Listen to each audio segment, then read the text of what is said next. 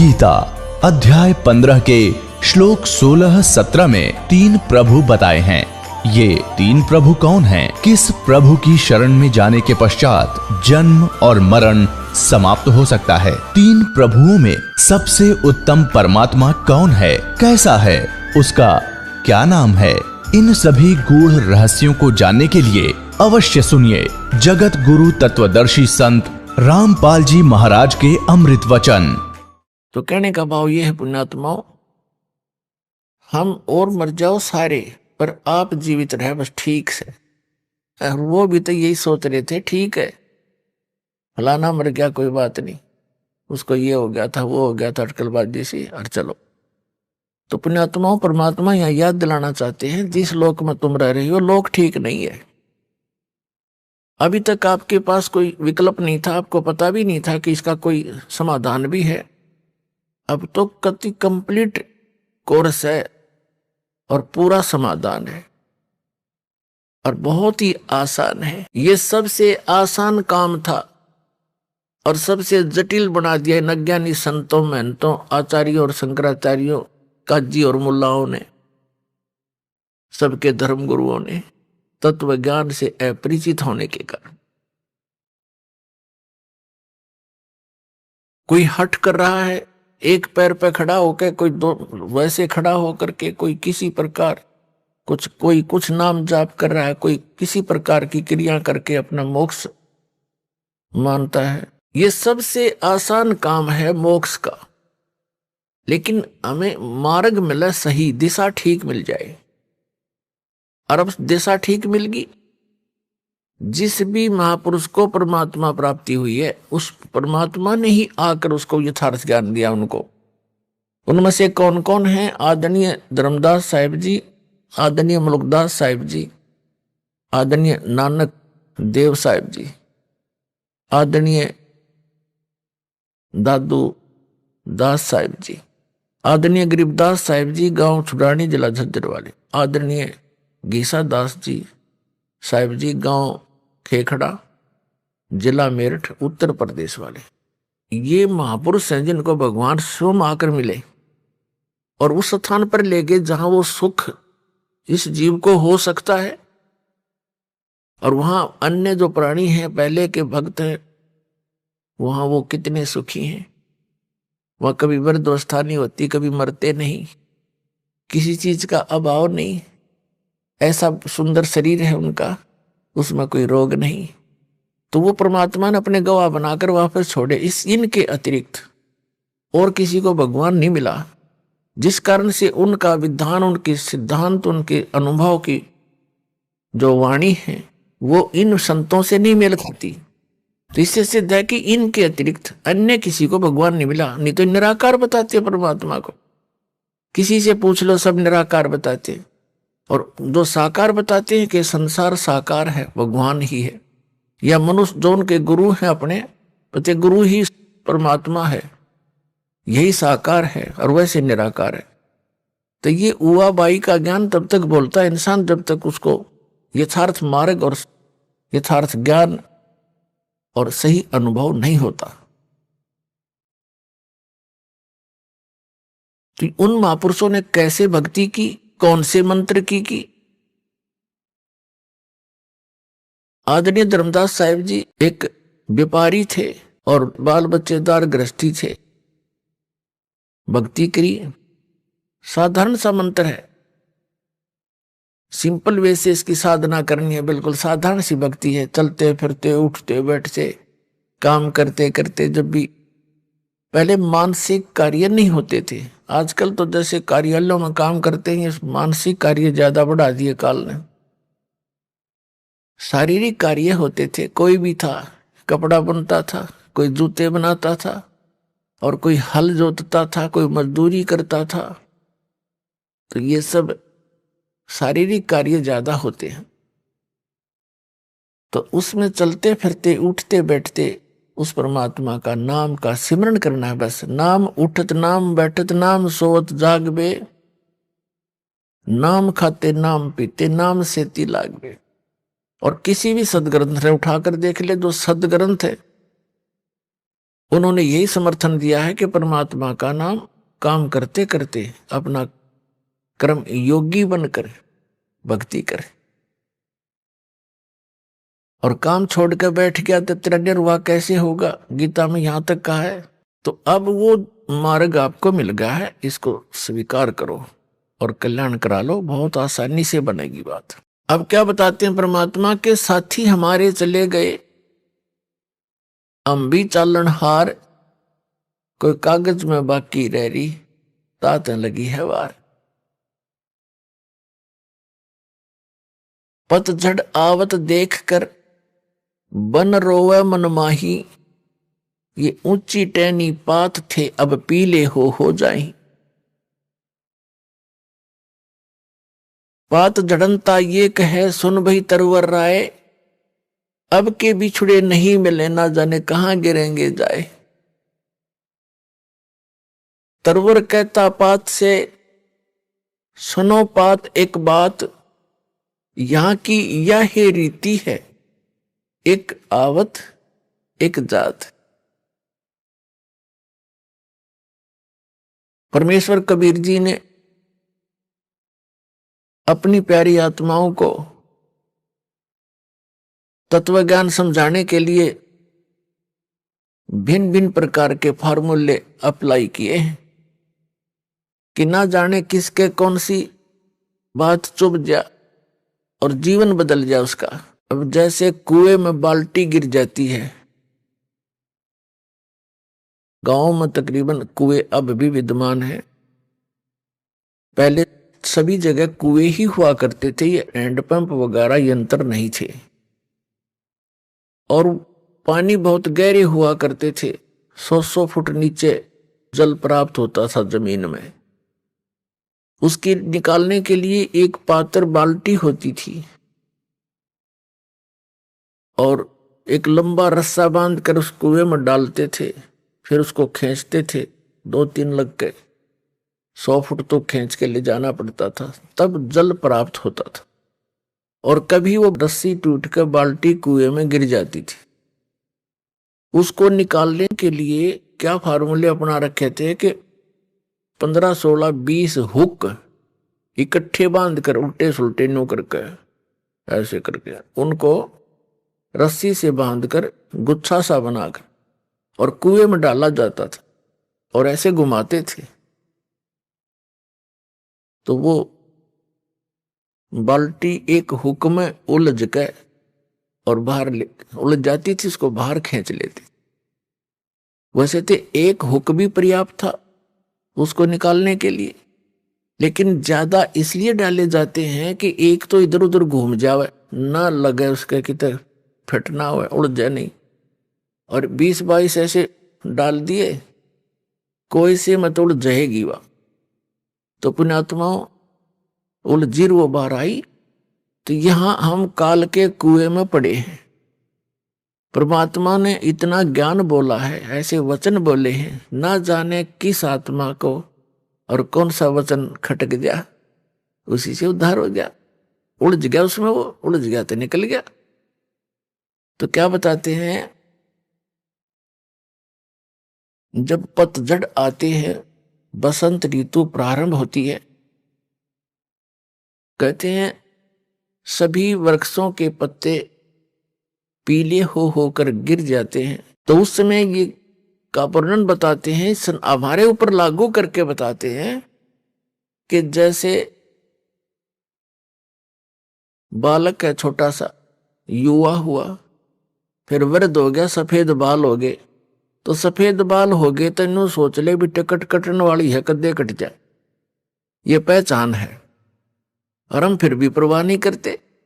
परमात्मा कहते हैं कि वो पतझड़ आवत देख के और बन रोवे मन माही, ऊंची टहनी पात थे वो अब पीले हो जाए, नीचे गिर लग रहे पीले होकर।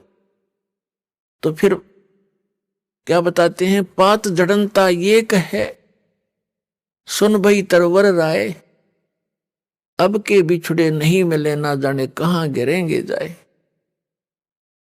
एक पत्ता टूटता हुआ मानो ये कह रहा हो कि हे तरवर राज, हे वृक्ष राजा, अब हम तेरे से बिछुड़ रहे हैं, ना जाने कहाँ गिरेंगे, किसी पशु के पैर के नीचे कटेंगे या गंदे नाले में पड़कर सड़ेंगे, ना जाने कहाँ गिरेंगे। अब तरुवर जैसे वृक्ष कह रहा हो उस पत्ते को, तरुवर कहता पात से सुनो पात एक बात, यहां की यह है रीति है, एक आवत एक जात। जैसे पत्ते झड़ गए पतझड़ के दौरान, तुरंत ही छोटी छोटी कोपल फूट आती है उस वृक्ष पे, और 10 दिन 20 दिन महीने के बाद फिर वो हरा भरा हो जाता है। और जो पहले ऐसे ही फूटे थे, पत्ते बन गए थे, एक वर्ष उन्होंने फड़फड़ फड़फड़ कर लिया, और एक टूट पीले बन होकर टूट के वो भी अब विनाश को प्राप्त हुए। ऐसे ही वो टूट कर गिरे, छोटी छोटी कलियां, फिर छोटे छोटे पत्ते फिर फूट आए, कोपल, और वो भी पत्ते बन जाएंगे। एक वर्ष के बाद वो भी ऐसे ही विनाश को प्राप्त हो जाएंगे। तो इस संसार को परमात्मा इस काल के लोक को दर्शाना चाहते हैं, यहाँ की व्यवस्था को कबीर परमेश्वर जी बताना चाहते हैं कि जैसे बच्चे का जन्म हुआ, फिर युवा हुआ, विवाह हो गया, उनके संतान होगी, फिर बच्चों के भी संतान होगी, अपनी मृत्यु निकट आ गई, पोता पोती बच्चे अपना वो कोपल फूट आई, वो बूढ़ा मर जाएगा, बच्चे जवान हो जाएंगे, फिर वो मर जाएंगे, फिर उनके जवान हो जाएंगे। तो परमात्मा यहां बताना चाहते हैं कि यहां की यह है रीति है, एक आवत एक जात। अपने आत्माओं जैसे कोई व्यक्ति सारा जीवन अपने परिवार पोषण में, मकान कोठी बनाने में लगा ही देता है सारा, जिसको ये ज्ञान नहीं वो सारा काम में वो करे आजीवन, बस उतने में ही सीमित रहता है। ये तो सत्संग सुनने से पता लगता है कि हमारा मूल कार्य तो कुछ अन्य था। तो ये सत्संग भी बहुत पुण्यकर्मी प्राणी को ही प्राप्त होता है। तो क्या बताते हैं कि वो व्यक्ति जो अपने मकान बनाने में, बच्चों का पालन पोषण करने में और बड़ी उनके बीच में प्यार से रह रहा था, सारा जीवन लगा दिया, और फिर मृत्यु की निकट आ गई, कोई रोग हो गया, ऐसा दे रोग हो गया, परिवार को भी पता लग गया कि इसकी मृत्यु निश्चित है, और स्वयं को भी ज्ञान हो गया। तो फिर वो रह रह कर सोचता है, भगवान अब क्या होगा मेरा। तो अन्य लोग व्यक्ति मिलने आते हैं, कुल के व्यक्ति, नाती, तब उसको समझाने की चेष्टा करते हैं, भाई या तो एक दिन सब नहीं जाना है, आपका समय ही इतना था, चिंता ना करना कि तू यहां सबके साथ ऐसे ही बनता है। तो कहने का भाव ये है कि ऐसे ही जैसे वो पत्ता टूटता हुआ कह रहा हो, पात जड़नता ये कहे सुन भाई तरवर राय, अब के बिछुड़े नहीं मिले, फिर नहीं मिलेंगे, ना जाने कहां गिरेंगे जाए। तरवर कहता पात से सुनो पात एक बात, यहां की तो यह रीति है, एक आवे एक जात। तो ऐसे स्थान पर आप कितने निर्भय होकर रह रहे हो, और क्या क्या बकवादें करते हो सारे जीवन में, बगैर ज्ञान के कुबद की जाती है। जिस इंसान को ये पता लग गया तेरी मृत्यु निकट है, वो करके दिखाओ नाचा गाई, और करो बकवाद एक करके दिखाओ, उसका मन नहीं मान सकता। तो हम इतने अबोध हैं या इतनी भांग पी रखी है इस काल के, इस माया की, कि हमने वो दिखाइए ना देता, सुनने को बताना चाह उसका असर हमारा होता नहीं। अब जैसे महापुरुषों के पास जाते हैं, उनका चेहरा भले ही वो अंदर से खुश होते हैं, लेकिन ऊपर से वो मायूस दिखाई देते हैं। आदरणीय नानक देव साहिब जी के पास कुछ भक्त गए जाते रहते थे, कुछ नए नए भी जाते हैं तो वो देखते हैं कि हमने तो साधु संतों के चेहरे बड़े खिले हुए लाल लाल देखे, उनके देखे जो पेट पेट भर थे, ऊपर से दिखे साधु, उनको ज्ञान था ही नहीं। अच्छी खावा काजू किशमिश मेवार पेलन डंड कि 2 किलो पीवे दूध इकट्ठे, उनके तो आप लाल चेहरे होंगे, वो तो काल के पशु है। और जो संत है उन्हें तो टाइम पास करना मुश्किल हो जाता है यहाँ पर, जब ज्ञान हो जाएगा। तो नए नए भक्त जाते थे, वो पूछते हैं कि महाराज जी आप हमने कभी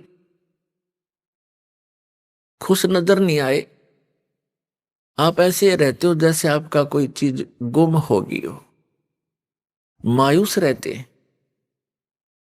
तो नानक जी ने कहा कि ना जाने काल की कर डारे और किस विध ढल जा पासावे, और जिन आते सरते मौत खुड़क दी उन्होंने केड़ा हासा। कहा करते महात्मा कि तुमने ज्ञान कौन बालको, हमें अपनी मौत दिखाई देती है। 1 मिनट में 1 सेकंड में ना जाने काल के बिजली गिर दे किस क्षेत्र में डाल दे। सामने ठीक ठाक सोए थे, उड़ीसा में एक बार साइक्लोन आया था, ये बहुत जबरदस्त। पानी समुद्र का जल हवा के वेग से 30-40 फुट ऊंचा उठकर अरे से चल पड़ता, फुल स्पीड से 200 किलोमीटर प्रति घंटा की स्पीड से। और वो इतना प्रेशर से चलता है, जिस क्षेत्र में से गुजरता है उनके मकान मकोन सबको तहस नहस कर, और जो जितने भी उसके अंदर होते हैं सभी पानी में डूबकर मर जाते हैं। उनको कहीं इधर उधर जाने का समय नहीं मिलता। और वो सभी इसी तरह लगे हुए थे जैसे शेष बचे हुए लग रहे हैं, ये कर दूंगा वो कर दूंगा फलाना कर दूंगा, उस पर ऐसे कर दूंगा, ये कोठी बनाऊंगा। जो बनाना था वो प्रारंभ भी नहीं कर पाते।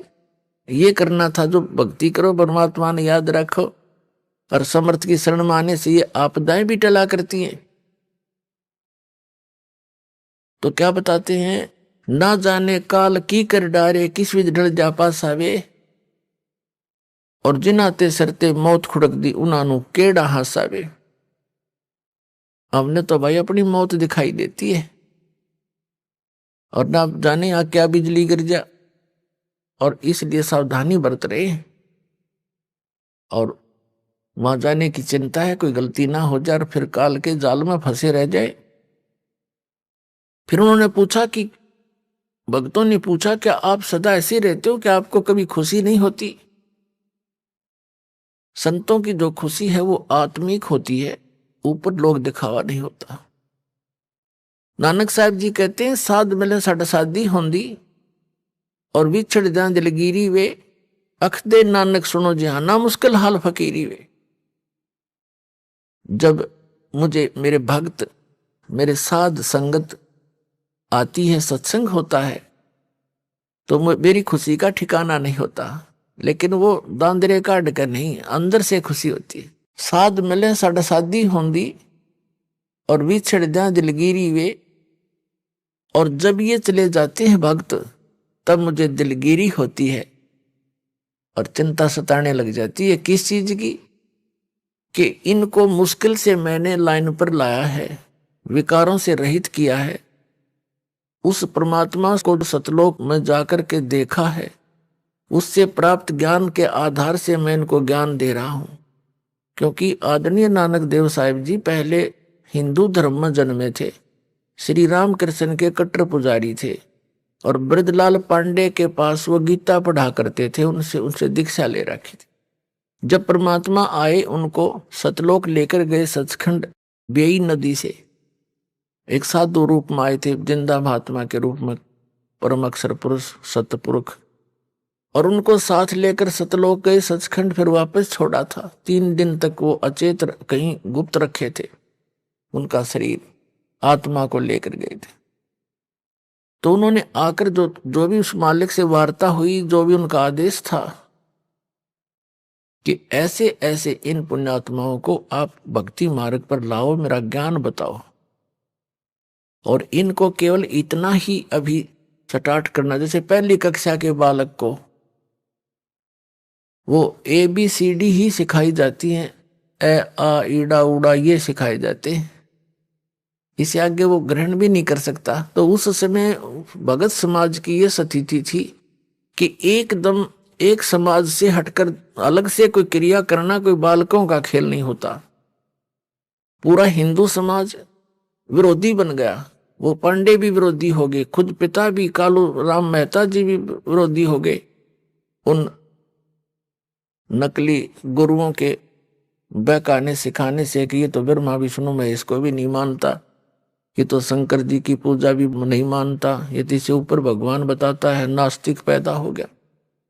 लेकिन उन्होंने परवाह नहीं करी, आंखों देख रहे, कौन माने उनको तुरुआ की बता। फिर जिसने आंखों देखा भगवान को सारा, तो इसलिए वेदों में वर्णित है कि वो सतपुरुष स्वयं आता है यहाँ, अपने अच्छी आत्मा को मिलता, जो दृढ़ भक्त होते हैं उनको अपने से परिचित कराता है, उनको उपदेश देता है। तो ये दृढ़ भक्त थे जिनको परमात्मा मिले। सारा समाज एक तरफ था, पूरा हिंदू समाज, और नानक साहिब जी एक तरफ थे, डगमग नहीं हुए। ढूंढा अपने जितना भी मेहनत करी, खूब जगह जगह प्रचार किया। फिर प्रचार किया हुआ, जो 10-12 वर्ष प्रचार किया उन्होंने, तो ऐसी बात नहीं, कुछ एक व्यक्ति पुण्यात्मा उनके ज्ञान से परिचित हुए, लेकिन बहुत कम। फिर वो एक स्थान पर रहने लगे, अपने घर पर ही 16 वर्ष अपने घर पर रहे। फिर अपना खेती का कार्य भी करते थे और सत्संग भी करते थे। तो भगत जन आने लगे, वहां सत्संग सुनने लगे। तो नानक साहब जी कह रहे थे कि भाई इनको मुश्किल से दिशा दी है, और जब ये यहां से जाते हैं सत्संग सुनकर, मुझे इनकी चिंता सताने लग जाती है कि कोई काल का दूत इनको फिर से भ्रमित ना कर दे, परमात्मा के बच्चों को फसल में कोई कीड़ा ना लग जा। और जब ये वापस आ जाते हैं एज इट इज अगले सत्संग में, तो मेरी खुशी का ठिकाना नहीं रहता कि मेरी फसल परमात्मा का बाग सुरक्षित है। साध मिले साड़ी शादी होंदी, विछड़ जा दिलगिरी वे, अखदे नानक सुनो जिहाना, मुश्किल हाल फकीरी वे। कि यह भक्ति बड़ी मुश्किल बना दी, क्योंकि सत्य ज्ञान देने वाला एक, मिसगाइड करने वाले अनेक। तो एक उस समय एक की बात को स्वीकार करना हंसी खेल नहीं होता। वहां से जाते ही कोई कुछ कह रहा है, कोई कुछ कह रहा है, वाह भाई वाह, तुम कहां से ले आए कबीर भगवान, तुम कहां से ले आए ये ज्ञान, ये नाम।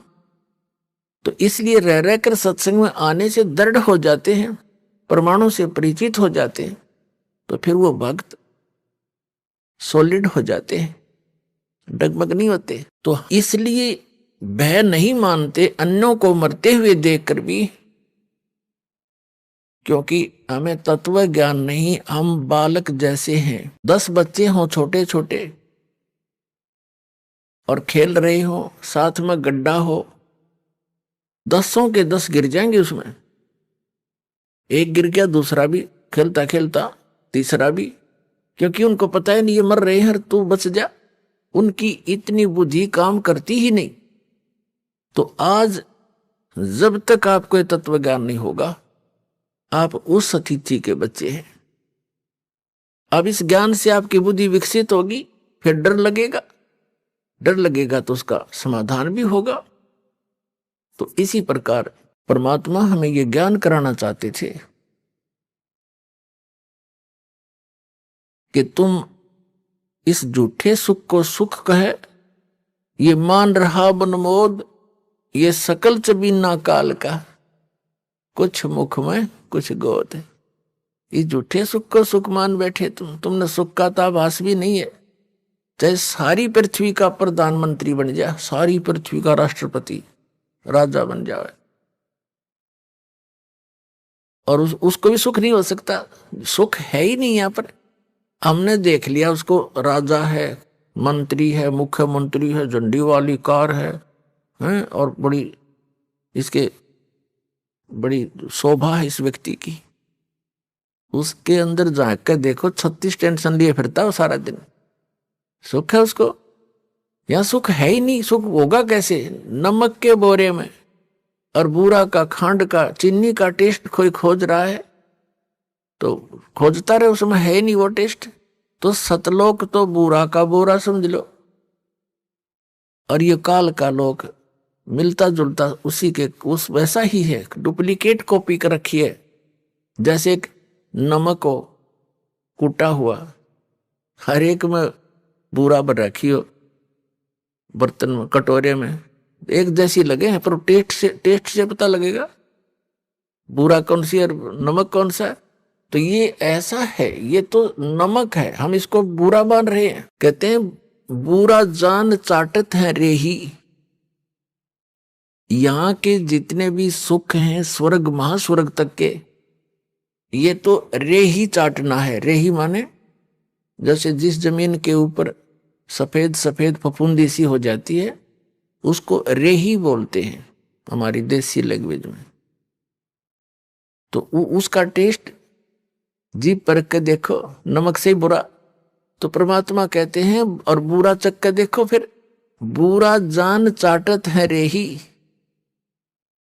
ये इस सुख को सुख मान रहे, ये तो उस परमात्मा सतलोक के सुख के तुलना में बुरा और रेही यानी नमक समझो, इतना अंतर है। तो क्या बताते हैं परमात्मा कि तुम्हें अब बालक हो डर नहीं लगता मृत्यु से। तुम ये सोच रहे हो नहीं, आदमी 100 वर्ष तो जीवित रहता ही है व्यक्ति, और जो यही आशा लेकर जी रहा था 20 वर्ष का मर गया, कोई 30 का मर गया, कोई 5 वर्ष का मर गया, उसको तो हम इत्तेफाक मानते हैं। तो वो इत्तेफाक क्या आप पर लागू नहीं हो सकता? वह बुद्धि काम करती नहीं, क्योंकि हम अबोध बालक है। तो उसके लिए इस ज्ञान की आवश्यकता पड़ती है। फिर आपकी रुचि न्यारी बनेगी समाज से, और आपका रह रहकर सत्संग माने को दिल करेगा।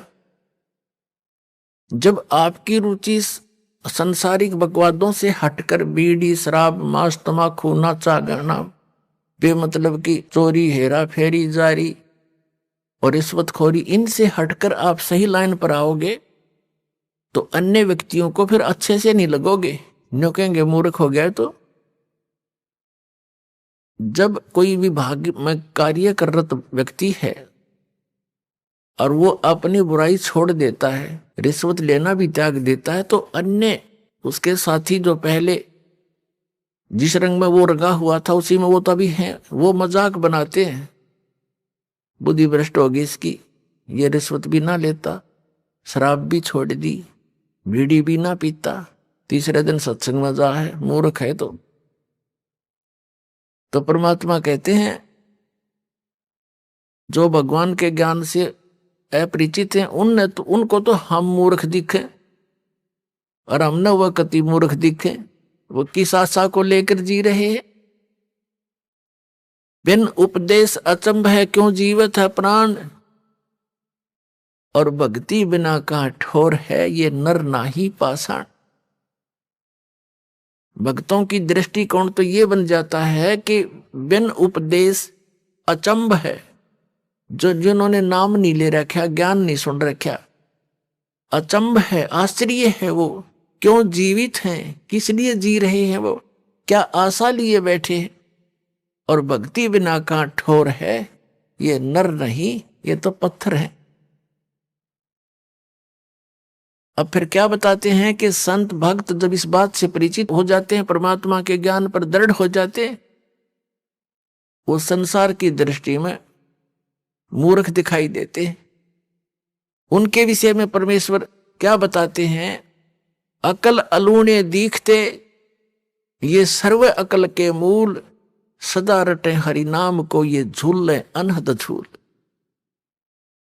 संसार को जो ये अकल अलूने दिखते हैं, अकल अलूने माने बिना अकल के आदमी, और ये तो सर्व अकल के मूल, ये सभी बुद्धि के अकल के ज्ञान की जड़ है इनके पास, इन्हें सब कुछ जान लिया।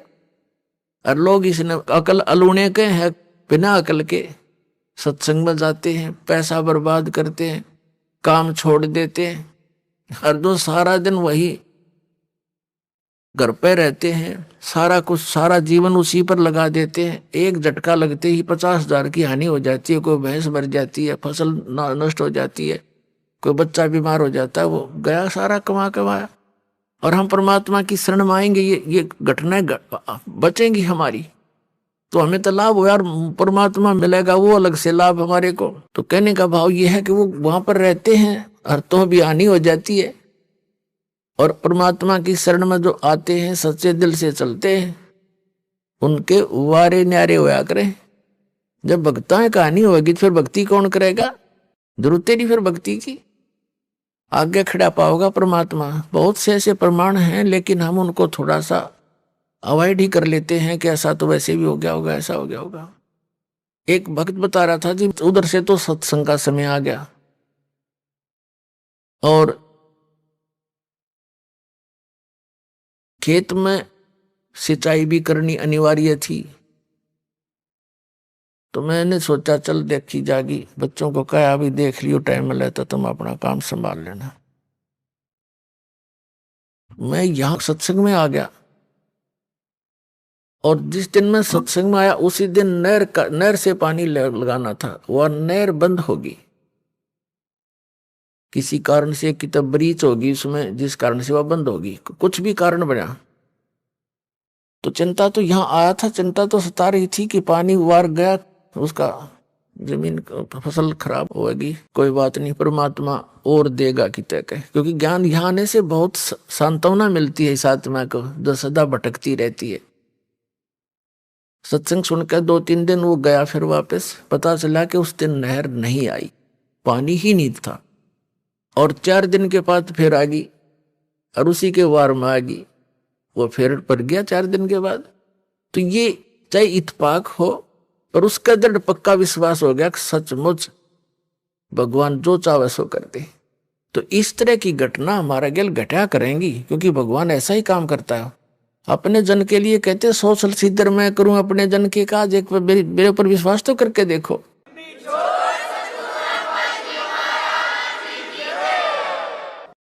एक प्रमाण है कि एक संत परमात्मा कबीर जी का भक्त था, और परिवार बड़ा हो गया, उसमें सेटिंग हुई नहीं उस समय, क्योंकि और लोग मानते नहीं थे, वो केरला हिमालय का बच्चा था, घर में भक्ति बन नहीं पा रही थी। उसने जाके एकांत स्थान पर वहां जल का देखकर व्यवस्था सी, और वहां अपना झोपड़ी डाल ली, वहां से फल फूल लावे तोड़ के खावे, और अपना भक्ति करे, दिन रात साधना कर रहा था। एक दिन वो बीमार हो गया, और उसने सिद्धांत सा बना रखा था कि पहले मैं मुंह धोऊं, हाथ पैर मुंह धो करके फिर अपना अन्य काम करूं, ऐसा नियम था उसका। जब तक वो हाथ पैर मुंह कुरला वगैरह ना कर लेता था, तब तक उसने अपना नियम बना रखा था, बाकी जैसा भी। तो वो अन्य कार्य नहीं करता था, कुछ आहार भी नहीं करता था। वो एक बार बीमार हो गया, चलने में असमर्थ हो गया, और उसको नीचे जाकर के, काफी नीचे, पहाड़ से नीचे उतरकर ऐसे ऐसे घूमकर तालाब में जाना पड़ता था। वहां हाथ पैर मुंह धोता था, स्नान करता था, प्रतिदिन का उसका कार्य था। उस दिन वो ऐसा नहीं कर पाया, तो उसने बहुत चिंता बनी, और कसक के साथ मालिक को याद किया, है परमात्मा, आज तक आपने इस दास को कभी भी ऐसे नहीं रहने दिया, आज मैं विवश हो गया, और मैं हाथ पैर मुंह नहीं धो सकता, मैं कुछ खाऊं भी नहीं गा। ये सोचकर उसने दृढ़ निश्चय करके अपना लेट गया। 1 दिन बीता, 2 दिन बीता, 3 दिन, तीसरे दिन देखा परमात्मा ने कि शायद ये अट्ठी आदमी पर भगत सच्चा है। बाकी इस तरह की आंट लानी नहीं सी ये भगत ने। फिर भी क्या किया मालिक ने, इतनी वर्षा कर दी, इतना पानी बरसा दिया, कुछ ही समय में पूरी पृथ्वी पर जल हो गया। अब वहां जल तभी पहुंच सकता था जब पूरी पृथ्वी पर 200-300 फुट पानी खड़ा हो जाए। वो जहां उसकी झोंपड़ी थी पहाड़ के किनारे के ऊपर, वहां तक जल जब जा सके था उसके, और वो उठ के चल नहीं सकता। तो सब जगह भर दिया, कति फुल कर दिया। पानी उसकी झोपड़ी के पास आकर किनारे पर डट गया, जिससे उसके हाथ जा सके। उसने देखा हो भगवान ने बड़ी दया करी, हाथ पर मुंह धोया, कुछ खाया पिया। खाने पीने के बाद उसकी चेतना ठीक हुई, उसने देखा सारा जल ही जल। बोले फिर वो रोने लग गया दूसरी तरफ से, भगवान मुझ नीच के कारण सारी दुनिया मर गई। हे परमात्मा, मैं पाप का भागी बन गया दाता, अब मुझे जिया नहीं जागा, ये पाप देखा नहीं जागा। फिर वो दूसरी तरफ से रोने लग गया। 2 सेकंड के बाद परमात्मा ने क्या कर दिया, एज इट इज, जो जहां भी काम कर रहा था, जैसे परिवार था, न्यू का न्यू, और पानी के आसपास की तो निशान भी नहीं। और वो छक्या बैठा और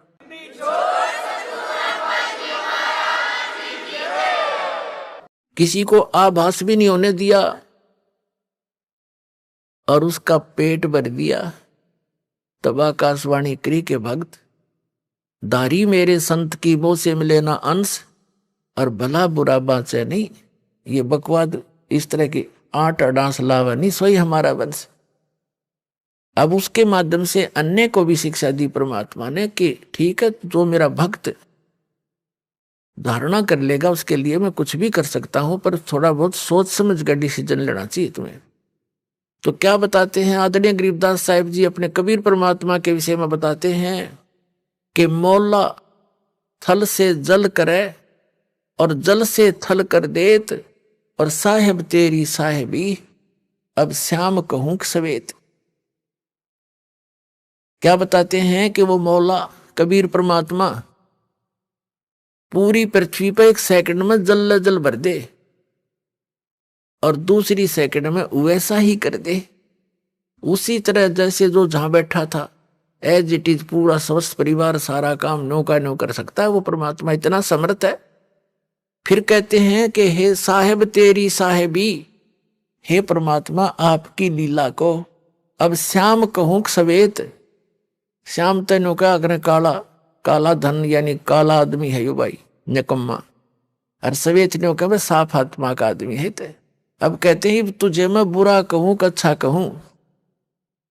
कहते हैं मौला थल से जल करे और जल से फिर थल कर देत, फिर उसा कर दिया उसने सब कुछ मिटा दिया और फिर जो का त्यों बना दिया। नो कहे साहेब तेरी साहेबी, हे परमात्मा तेरी लीला ने इब काली कहूं सफेद, तने बुरा बताऊं का अच्छा।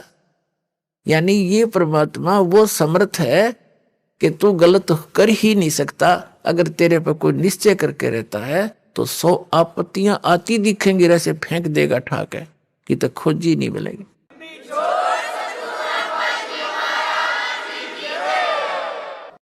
तो परमात्मा याद दिलाते हैं कि अकल अलूने दिखते, ये भक्त दुनिया नहीं से दिखे बॉलीवुड से पागल से। तीसरे दिन थल्ला ठा गए बरवाला में के दर रखे ने, और कहते हैं अकल अलूने दिखते ये सर्व अकल के मूल। ये तो सब ज्ञानों की जड़ है, सब बुद्धिमानों के बुद्धिमान है, इनके जड़ है इनके पास बुद्धिमता की। और सदा रटे हरि नाम ने ये झूले अनंत झूल। ये तो निश्चित तो कर रहे हैं परमात्मा की भक्ति कर रहे हैं, और 2 रोटी दाता ने देनी है भाई। प्रथम तो हम भूल चुके हैं कि जो किस्मत में वही मिलेगा। ये तो आम व्यक्ति जो भक्ति ना भी कर रहा है उसने भी नोट कर लेनी चाहिए, जो लिखा है वही मिलेगा। इससे ज्यादा एक कहते मासा घटे ना तल बधे विद ना लिखे जो लेख। और फिर भी हम कोशिश करते हैं अपनी बकवाद सोच से हम उस परमात्मा के नियम को चेंज करना चाहते हैं। परमात्मा ही कर सकता है फिर उस नियम को चेंज। आप इस कबीर परमात्मा की शरण में आने के बाद पूर्ण संत के माध्यम से फिर आपके भाग्य में ना होगा कोई वस्तु आपको हो सकता है तो भी देगा वो मालिक। मासा घटे ना तल बधे विद ना लिखे जो लेख, और सच्चा सतगुरु मेट कर ऊपर मार दे मेख। फॉरएवर खत्म कर दे जो आपके जीवन में दुख आना हो।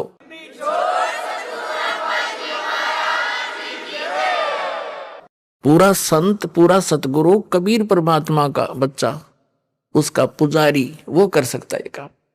अब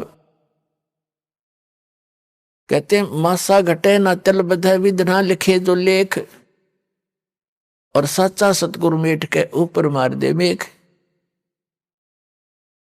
अपने आत्मा तो ये सब के ने अपने पल्ले नोट कर लेना चाहिए। जो भक्ति नहीं कर रहे उन्हें भी इस बात का ध्यान करना चाहिए कि जो किस्मत में वही मिलेगा। हम चोरी करके, हेरा फेरी, मिलावट करके, कुछ भी बकवाद करके धन प्राप्त करेंगे, वो आपको घनी हानि करेगा और वो धन रहेगा नहीं, और पाप ज्यों के त्यों रह जाएंगे। उसके कमाने में जो आपने कर्म किए, 2 नंबर से काम करके, चोरी ठगी डाके डाल के, मिलावट करके, रिश्वत लेकर, हेरा फेरी करके, तो वो पैसा आपके लिए दुश्मन बनेगा। पैसा तो जाएगा ही जाएगा और वो पाप शेष रह जाएंगे जो आपने भोगने पड़ेंगे। ऐसे बहुत से प्रमाण है। और हम अपनी सोच से और परमात्मा के विधान चेंज करना चाहते हैं तो महामूर्ख है हम। परमात्मा का विधान परमात्मा के तरीके से होगा, उसको बदलाव भी करना वही करेगा। उसने तरीका बता दिया है कि परम संत की शरण में आकर के सतभक्ति करने वाले के फिर सभी प्रारब्ध के पाप कर्म भी नाश हो जाया करते हैं। अब कोई कहता है कि प्रारब्ध में जो लिखा है वो तो आपने भोगना ही पड़ेगा। बिल्कुल ठीक है, जब तक आप उस संत और उस परमात्मा की शरण ग्रहण नहीं लेते जो इन पाप कर्मों का नाश करने में सक्षम है, तब तक तो आपने ऐसे ही होगा, जैसा कर्म किया वैसा ही भोगना पड़ेगा। अब जैसे हम भक्ति किस लिए करते हैं, आपत्ति आई उसके निवारण के लिए चलते हैं कि निवारण हो इसका, और किसके पास जाते हैं, साधु संतों के पास जाते हैं, तो वो फिर तरीके भी बताते हैं, ऐसे होने से ऐसे हो जाएगा। जब नहीं होता है तो कह देते हैं कि तेरे भाग्य में है भाई, ये तो भोगना ही पड़ेगा। पुण्यात्माओं, जो भाग में दुख होना है और वो भोगना ही पड़ेगा, फिर भक्ति की क्या आवश्यकता रहेगी, तो नास्तिक हो जाएंगे कुछ दिनों में। एक व्यक्ति कह रहा था, एक भक्त था, हमारे गुरुदेव का भक्त था, और उसने दीक्षा ले ली। वैसे तो नहीं लेता, वो नास्तिक टाइप हो रहा था। फिर किसी से उसने हाथ दिखा लिया, अपने जो जंतर मंत्र ये ज्योतिष वाले होते हैं, पामिस्ट, उसने बताया कि तेरी आयु 27 वर्ष की है, उसके बाद जीवन शेष नहीं तेरा। उसको चिंता बनी, क्योंकि जब तक मृत्यु ना दिखे इंसान ने तब तक यू अंडी पा क्या अंडा है, फिर नहीं समझता किसी ने। और जब इसको न्यू पता लग जाए तेरी मृत्यु होगी, फिर इसकी घिघी बन जाती है। उसने सोचा कहीं इसने गलत बता दिया हो, और दूसरा बढ़िया पामिस्ट पूछा किसी से, उसने बताया कि वो फलाने उसमें रहता है, इतने रुपए लेता है और बिल्कुल 100 की 100 सच आपके अंक बता देगा किस्मत के। वहां गया, उसने भी जाते ही बताया तेरी आयु 27 वर्ष की है। अब चिंता का ठिकाना तो नहीं रहा, लेकिन फिर भी सोचा और पूछूं, 3-4 से उसका था, मैंने पूछा और सब ने एक फाइनल कर दिया। और उसमें उम्र थी उसकी सारी 23-24 वर्ष की।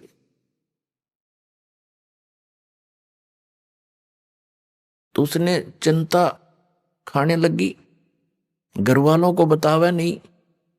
फिर उसको राम की कथा भी सुहाने लगी, क्यों मौत निकट दिखाई देती। कहीं कहीं ऐसे सत्संग सुनाया, एक दिन दया होगी, परम संत की शरण में उसको मिल गई। अब वो भक्ति में दृढ़ होकर लाग गया। घर वाले कहें तेरा बीमारी क्या है, वो कहे मैं ठीक हूं, कोई दिक्कत नहीं है। ना ढंग से खावे, ना उठ पैर, ना घनासा बैठ के किसी से बात करे, ना हंसे। तो उन्होंने सोची भाई, फिर उसकी शादी कहने लगे शादी करते हैं तेरी। बोला मैं शादी ना कराता, विवाह भी नहीं कराया उसने। इस चिंता में 27 साल की उम्र में मैं मर लूंगा, बालकन कौन पालेगा। अब वो 27 साल का हो गया और जब 27वां वर्ष आया तब तो उसकी कति और 2 रोटी खाओ था, 1 रहेगी। और लेकिन भक्ति में ठीक लगा रहा। अब जब देखा उसने 27वां वर्ष पूरा हो गया, यानी दिसंबर का 31 तारीख आई, तब उसने सोची भाई चलो, उसकी अपनी जो डेट ऑफ बर्थ थी उसके हिसाब से जो डेट था उसने फिक्स करके उसने सोचा 1-2 दिन आगे पाछा हो जाया करे, बात तो लग रही है तो आ लिया टाइम। 1 दिन गया, 2 दिन गया, 3 दिन गया, चौथा दिन भी इंतजार करी, 5 दिन हो गए, 10 दिन हो गए, 15 दिन हो गए। उसने सोचा हाथ फेर दिखा लूं।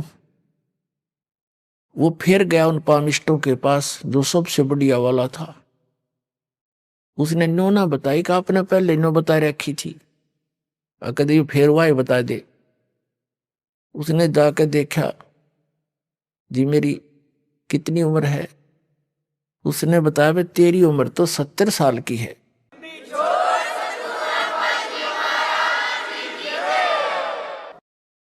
उसके बाद चीना के देश ने तो का मार दिया, इसने पता था ये तो मरण हो रहा है। उसने फिर दूसरे को दिखाई, उसको दिखाई, उसने भी बताया कि भाई 70 वर्ष जीवेगा तू बच्चा, तेरी उम्र 70 वर्ष की है। वापस आया, गुरुजी के चरणों में पड़कर बुरी तरह रोए, नो कहे भगवान जिसे सुने थे उसे पाए तुम ता कबीर भगवान, मेरी उम्र 27 वर्ष की थी, खड़ा होकर रो और बतावे। 27 साल के बाद उसने ब्याह करवाया और ईब तई जीव है वो। कुछ दिन के बाद नाम छोड़ गया कि होगी 70 साल की, क्या जरूरत से भगवान की, फुट्टे बाग हमारे।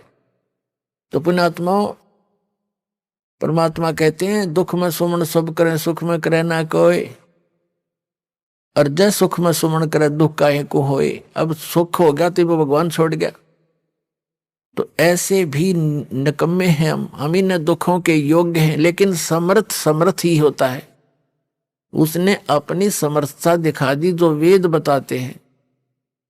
ऋग्वेद मंडल नंबर 10 सूक्त नंबर 161 के मंत्र नंबर 2 में लिखा है कि यदि कोई रोगी हो, उसका रोग अक्षमता से भी आगे पहुंच गया हो और उसकी मृत्यु भी हो जाए, तो भी परमात्मा अपने भगत की 100 वर्ष की आयु यानी आयु बढ़ा सकता है, और मरने के उपरांत जहां भी कहीं गया हो वहां से वापस ला करके उसको पुनर्जीवन दे सकता है, उसी बॉडी में प्रवेश कर सकता है।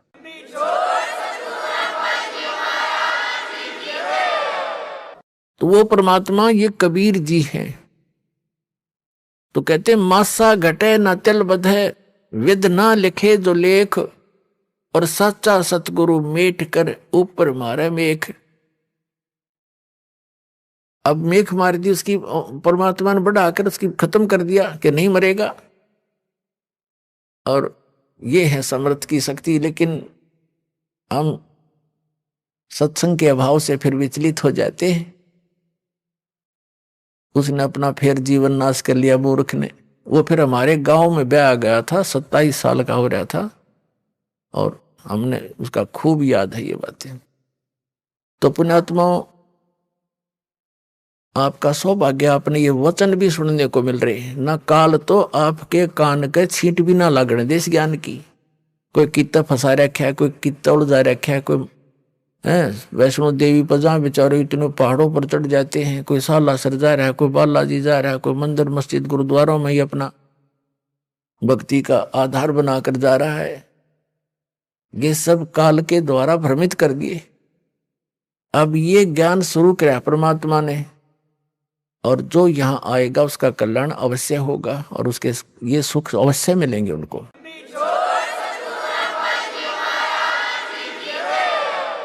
जैसे प्रसंग चल रहा था कि ये तो सभी मानते हैं कि भाई बुरे का फल बुरा ही होता है, लेकिन डर निकल गया हमारा। डर कब निकलता? जब हमें ज्ञान नहीं रहता। अब हम अपनी मर्जी से, अपने व्यवस्था से भगवान के विधान को त्याग कर स्वयं अपने कर्म के लेख को चेंज करना चाहें, कभी नहीं हो सकता। जिस समय कंस ने अपनी बहन देवकी का विवाह श्री वासुदेव जी से किया, श्री कृष्ण जी के माता पिता थे वो, और कंस उनका मामा था। तो उसने बड़े प्यार से अपनी बहन का विवाह किया और उसको सी ऑफ करने के लिए अपनी नगरी की सीमा तक छोड़कर आते थे। स्वयं रथ को चला रहा था और दोनों उसके बहनोई और बहन रथ के पीछे बैठे थे। रास्ते में आकाशवाणी होगी कि तेरे मारने वाला कंस तेरी बहन की कोख से पैदा होगा, उसका 8वां पुत्र तेरी मृत्यु का कारण बनेगा। अब देख अकल की कमी है। एक तरफ तो कंस ने वह आकाशवाणी साची मान ली कि 8वां पुत्र होगा तेरी बहन का, तेरी मौत उसके हाथों है, ये तो अटल मान ली उसने सच्ची होगी। फिर जो सच्ची मानी तो उसने फिर उसको बदलने के तरीके अपनी सोच से अपनाए, अज्ञानियों की सलाह से। वहीं से रथ को वापस मोड़ लाया और उनको दोनों को मारने लगा। अब अपनी मौत तो इतनी प्यारी, और बहन और बनोई की मौत उसने कुछ भी ना समझी, अकल के हीन ने। तब उसकी बहन कहने लगी, भाई मुझे मारे ना, क्यों बहन भाई का लगाव न्यारा ही होता है। भले ही वो इस बात को सोच रहा था, फिर भी बहन की इस पुकार को पर उसने जोर देना पड़ा, कुछ रजा मालिक की थी। आइए अब हम उन श्रद्धालुओं के अनुभव जानते हैं जो जगत गुरु तत्वदर्शी संत रामपाल जी महाराज जी से दीक्षा प्राप्त कर चुके हैं तथा उनके द्वारा बताए गए भक्ति मार्ग पर चल रहे हैं। नमस्कार सर। नमस्कार सर। सर क्या नाम है आपका? मेरा नाम दरवेश। दरवेश जी आप कहाँ से हैं? मैं रुद्रपुर उत्तराखंड से। दरवेश जी संत रामपाल जी महाराज से नाम दीक्षा आपने कब ली? मैंने सन 2019। संत रामपाल जी महाराज से नाम दीक्षा लेने से पहले आप क्या भक्ति साधनाएं किया करते थे? मैं भगत जी अन्य देवी देवताओं की भक्ति किया करता था। तो फिर क्या कारण बना कि आप संत रामपाल जी महाराज की शरण में आए? भगत जी ऐसा था, जैसे मैं शराब बहुत पीता था।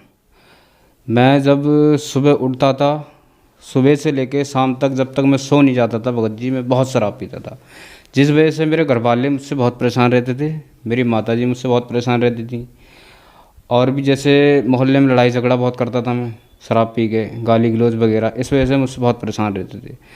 अब उसी दौरान भगत जी संत रामपाल जी महाराज के शिष्य हैं एक हमारे मोहल्ले में, तो उनसे मेरी मुलाकात होती थी शाम को। मैं शाम को शराब पी के आता था भगत जी, वो मुझे रोड पे मतलब मिलते थे। अब मैं उनसे भगत जी बहुत उल्टा सीधा कहता था, पर वो मुझसे कुछ नहीं कहते थे।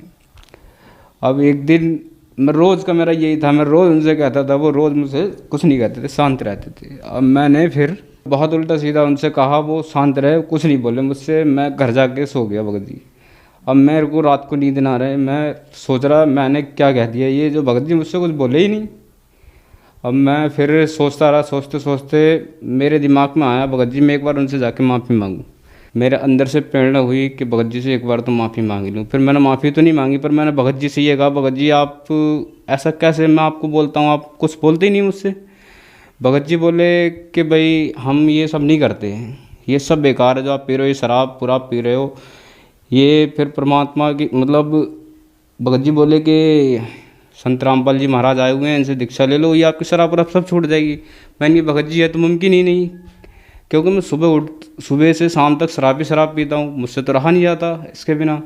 भगत जी बोले नहीं, एक बार चल के देखो आप, आपकी शराब छूट जाएगी। मैंने बोला भगत जी ये तो हो नहीं सकता। बोले भगत जी नहीं हो सकता है। मैंने कहा ठीक है भगत जी। फिर मैंने भगत जी से कहा ठीक है, फिर मैं आपके साथ सुबह चलूँगा। बोले ठीक है भगत जी। अब मैं फिर भगत जी घर गया, हमारी बीवी बोली कि नहीं ये तो नहीं हो सकता, आपको पता नहीं मैंने आपको कितने कितने रुपए की दवा खिलाई। भगत जी मैंने इतनी ऐसी ऐसी दवाई खाई है ना शराब छोड़ने की, पर मुझसे शराब नहीं छूटी। वो मुझे बिना बताए हमारी पत्नी दवा लेके आती थी, 2-2, 3-3 हज़ार की दवा लाती थी। भगत जी मुझे बताती नहीं थी, खाने में मिला देती थी, पानी में मिला कर दे देती थी। और मैं भगत जी वो दवा खा भी लेता था, तब भी मतलब जैसे ही मैं शाम को जाता था या सुबह जब भी मैं जैसे भट्टी पे पहुंचता था, अब जैसे मैं पहले ही पैक लगाता था तो मुझे पता लग जाता था कि मुझे दवाई खिलाई गई है। मैं भगत जी अपनी भगतमती को मतलब बीबी को फ़ोन करके बोलता था कि आपने क्या दवा खिलाई? वो मुझे मना ही करती थी कि नहीं मैंने नहीं खिलाई। मैं बोलता था नहीं खिलाई तो कोई बात नहीं, मैं फिर पीना शुरू कर देता। मुझे बहुत उल्टी बिल्टी बहुत ज़्यादा दिक्कत हो जाती थी, तबीयत मेरी बहुत बिगड़ जाती थी। मैं फिर भी नहीं रुकता था। मैं उनसे कहता था या तुम मुझे सच बता दो या फिर मैं ऐसे ही पीऊँगा, मर जाऊँगा और क्या होगा इससे ज़्यादा। अब वो हमारी बीवी कहती थी कि हाँ मैंने खिलाई। जब मैंने ये मरने का नाम लिया तो बोली हाँ मैंने ही खिलाई आपको दवा। तो मैंने उनसे कहा देखो आप मुझे दवा मत खिलाओ, अगर मेरी शराब छूटेगी तो ऐसी छूट जाएगी, आप मुझे दवा मत दो। बोले नहीं। तो उस दिन भगत जी यही हुआ, मैं वहाँ घर गया भगत जी से मिल के, तो हमारी जो हैं बीवी वो बोली कि ये नहीं हो सकता, मैंने आपको दवा खिलाई आप कैसे छोड़ सकते हो। मैं कि भी ऐसे कह रहे हैं भगत जी जो नीचे रहते हैं अपने, महेशदास नाम है उनका। तो वो बोली कि ठीक है भाई तुम्हारी जैसी इच्छा, देख लो जाके। अभी मैं तो हार गई दवा खिला खिला के। मैं गया नानकबता संत रामपाल जी महाराज जी का नामदान सेंटर है, तो मैं वहाँ गया। अब वहाँ जाने के बाद भगत जी के साथ में गया, भगत जी ने मुझे वहाँ ले गए। तो नामदान सेंटर पे भगत जी ने मुझे नियम वगैरह बताए थोड़े से। मैं इनकी भगत जी मैं तो पहले से परेशान हूँ, इन नियमों का कुछ नहीं होगा, मैं तो तुम मुझे उपदेश दे दो, बस मेरी शराब छूटे कैसे भी करके। फिर मैंने संत रामपाल जी महाराज से दीक्षा ली। सर बहुत ज़्यादा नशा करते थे आप, तो क्या संत रामपाल जी महाराज से नाम दीक्षा लेने के बाद आपका नशा छूटा और क्या कोई लाभ भी मिले आपको संत रामपाल जी महाराज से नाम दीक्षा लेने के बाद? सर नशा का तो ऐसा है, जैसे ही मैंने उपदेश लिया भगत जी, मैंने एकदम ही सारे नशे त्याग दिए। नशा में सभी करता था लगभग, घर वालों को तो ऐसा पता नहीं था, पर मैं सारा नशा करता था। सर शराब मेरी ऐसे, जैसे शराब छोड़ने के बाद ऐसे लाभ हुए मेरे पास। जैसे पहले मैं कमाता था 2-2, 3-3 हज़ार रुपये दिन के, 2,000 रुपये कमा लिए, 3,000 भी कमा लिए, 2,500 भी कमा ली सर। तो उसमें हमारा घर नहीं चल पाता था। और उपदेश लेने के बाद सर मैंने 200 रुपये कमाने, 200 रुपये भी सर मुझसे खर्च नहीं होते वो, और अच्छा घर चल रहा है, हंसी खुशी रह रहे हैं सब सुखी हैं घर में, कोई दिक्कत नहीं है किसी प्रकार की। कोई काम मैं सोचता हूँ भगत जी, सोचने मात्र से ही वो काम मेरा पूरा हो जाता है। और सर एक लाभ ये हुआ कि मेरे ऊपर मतलब भूत ब्यादा की समस्या थी, वो किसी को परेशान नहीं करता था, वो मुझे परेशान करता था सिर्फ। जब घर पे कोई नहीं होता था तो ब्यादा मुझे परेशान करती थी, और उस ब्यादा के कारण मैं ऐसी ऐसी जगह चला गया, ऐसे ऐसे सियानों को दिखा दिया मेरे घर वालों ने बहुत ज़्यादा। और भगत जी मेरे गले में कभी कोई ताबीज़ बांध देता, कोई पानी दे देता, कोई कुछ कर देता, पर वो दिक्कत शांत नहीं होती थी। जब भी मैं घर पे अकेला होता था मेरे ऊपर कोई ना कोई दिक्कत करती थी, हावी होती थी वो, पर आ नहीं पाती थी सही से।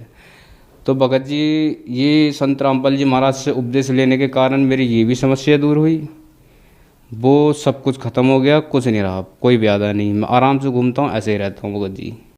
सर जो दर्शक आज आपको देख रहे हैं, बहुत सारे लोग हैं नशा छोड़ना चाहते हैं, नशा नहीं छोड़ पाते हैं, उनके लिए आप एक उदाहरण है। तो वो अगर नशा छोड़ना चाहते हैं तो वो नशा कैसे छोड़ सकते हैं? सर मैं उन सभी युवाओं से ये कहना चाहता हूँ कि संत रामपाल जी महाराज के शरण में आएँ, उनसे उपदेश लें, उनके जो मंत्र दिए जाते हैं वो जाप करने से ही सारी नशा छूट जाते हैं। सर संत रामपाल जी महाराज से नाम दीक्षा कैसे ले सकते हैं? संत रामपाल जी महाराज से नाम दीक्षा ऐसे ले सकते हैं कि भिन्न भिन्न चैनलों पे संत रामपाल जी महाराज का प्रोग्राम चल रहा है, वो नीचे पीली पट्टी चलती है, उस पर आश्रम के नंबर दिए जाते हैं, वो किसी भी नंबर पे आप फ़ोन करके नामदान सेंटर का पता लगा सकते हैं और उपदेश ले सकते हैं। धन्यवाद सर। सच सही।